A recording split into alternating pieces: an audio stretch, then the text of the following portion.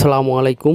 তো আজকে আবার এক নতুন ভিডিও নিয়ে আপনাদের সামনে হাজির হলাম। তো আজকের এই ভিডিওতে আপনাদের দেখাবো যে আপনারা যে আর্থিং না দিলে কি হয় তা কিন্তু আমি এই ভিডিওতে আপনাদের সহজে দেখানোর চেষ্টা করব।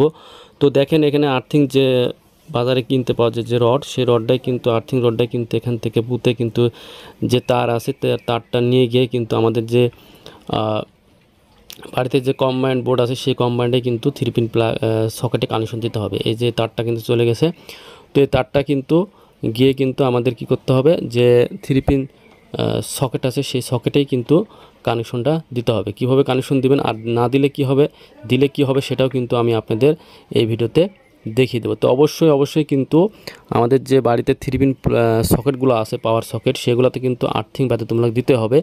যদি আপনি আর্থিং যদি না ব্যবহার করেন সেক্ষেত্রে কিন্তু যে ইলেকট্রিক পণ্যটি আছে সেই ইলেকট্রিক পণ্যটি কিন্তু দেখেন এই যে আর্থিং রডটা দেখছেন, এই রডে কিন্তু একটা তার দিতে হবে জড়িয়ে ভালোভাবে কিন্তু।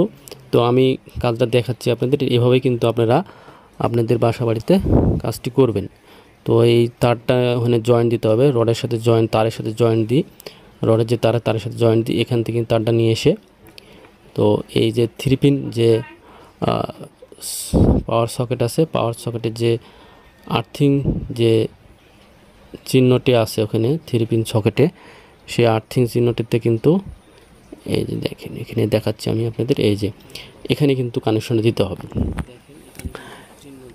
দেখেন প্রতিটাতে আর্থিং চিহ্ন, এই যে আর্থিং চিহ্ন আছে, এখানে কিন্তু কানেকশনটা দিতে হবে। এখন যদি এই আর্থিং চিহ্নটি আপনার আর্থিংটা দেওয়া হলো, এই যে এখানে কিন্তু দিয়ে দেবেন।